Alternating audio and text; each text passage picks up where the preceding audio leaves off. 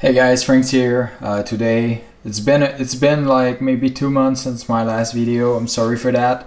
I have this beautiful Chris Reeve knives that a lot of people like and that I got in a trade, actually a partial trade of my Peter Recensi small paysan.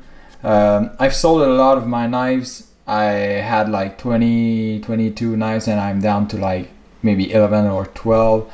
For many reasons, but there was a rough pass that I had to sell stuff, and it's totally fine. I had the chance to try a lot of high-end knives, but also I don't think I'll be getting other like 1K knives, $1,000 knives. I've tried a lot of them, and it's really nice, and it's nice to see the detail and to admire it and see all the works that goes in these sort of knives, like the Medford. That this is a $700+ US knife, and it's really nice. But like, I don't carry this at work. Like not in my work. I'm a pipe welder, and it's too risky that a projection sticks on the titanium, and it's not a knife for that. If I would be in another, like maybe an electrician or any sort of work, I would probably carry this.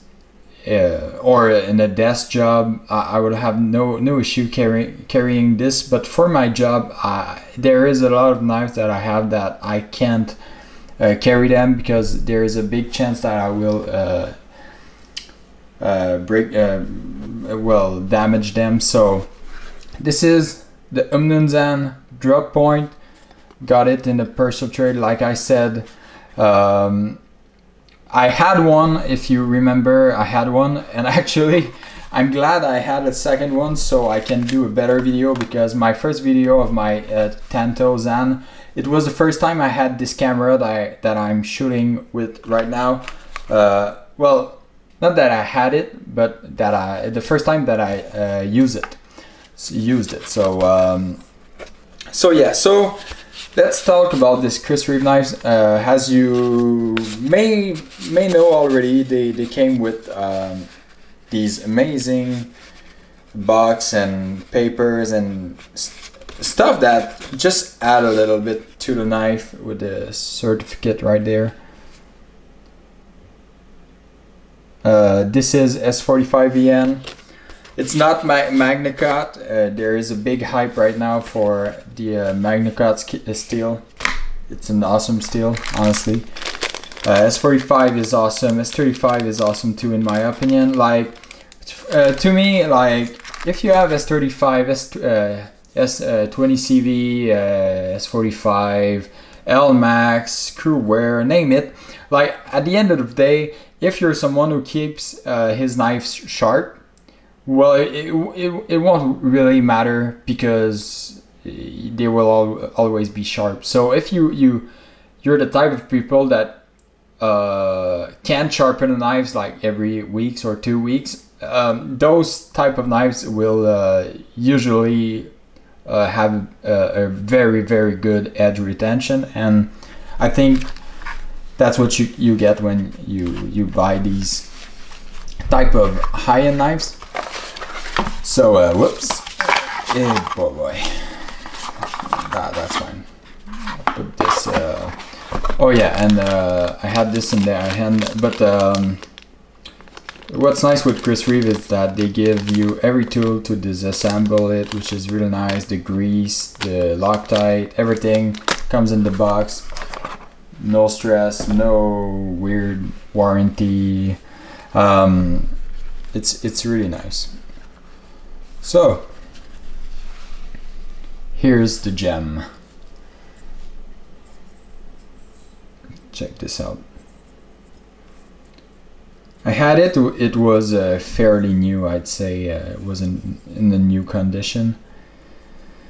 But yeah, to me, I've had The only Chris Reeve knives that I haven't had is the Nandi, but I've tried it, and for me so far this is like, if I had to have only one knife and only one Chris Reeve, would be definitely the Umnumzaan. Not because there's a big hype on them right now. There's a reason why there is a big hype on them. Like, this would be my work EDC knife, and day-to-day EDC carry, without a doubt. It's so great size. Like, if you want to see, this is against my Slim Midi. So Slim Midi is like 3.25 or 2.3 inches. This is a little bit more than 3.5, but I don't feel it like this big, honestly. Super smooth, like great action. It's not fully breaking yet, but I think I can almost. Let's try again. Almost.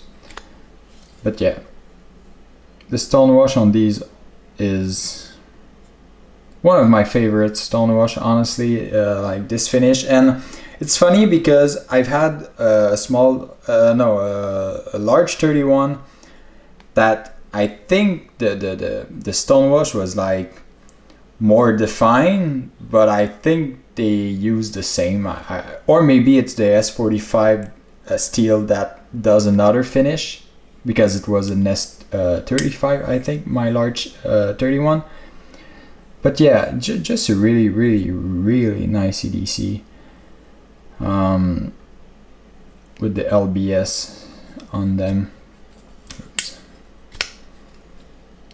No blade play. And what's nice, the Zan and like the Inkosi is like the same pivot system, so the centering will be affected if you tight like those screws, and it will be impossible to open if like you tight it too much. But like with the Sevenza, it's a bushing system that the scale and the bearings like sits perfectly on that bushing, so you can't over tight them, and that's why they have to be sent if you want to change a blade or reblade or for warranty. But this one you don't need to do that. There is many video about this knife, and I won't go too much in the specific, but it's just an amazing EDC. Probably like I said, it would be the one that I would keep if I had to like sell all my collection, just because it's a real tank. It can do anything. It cuts super well. It will last a lifetime. Action would get smoother and smoother over time. It really is an amazing knife. So yeah, if you have any question about this knife or any particular knives that I might have had, just ask them in the comment section. I'm usually pretty fast at answering, because I always have my phone with me. But yeah, and I did sold a lot of knives, but last week I bought a new knife. It's a Chavez Redemption Street, a drop point, the Gen 4. So I will review this one also, and I can't wait to show it to you guys. If you want to follow me on Instagram, I will leave it down in the description below. I do like you may know, I do EDC photography just for fun, and with the same camera that I'm using right now, and it's really just a very nice community. So I really have since like 2014 I'm in this hobby, and it's just a beautiful family. So yeah guys, thank you so much for watching this video, and we'll see what's the next one. Maybe next week. So thanks again, and have a beautiful day. Bye guys.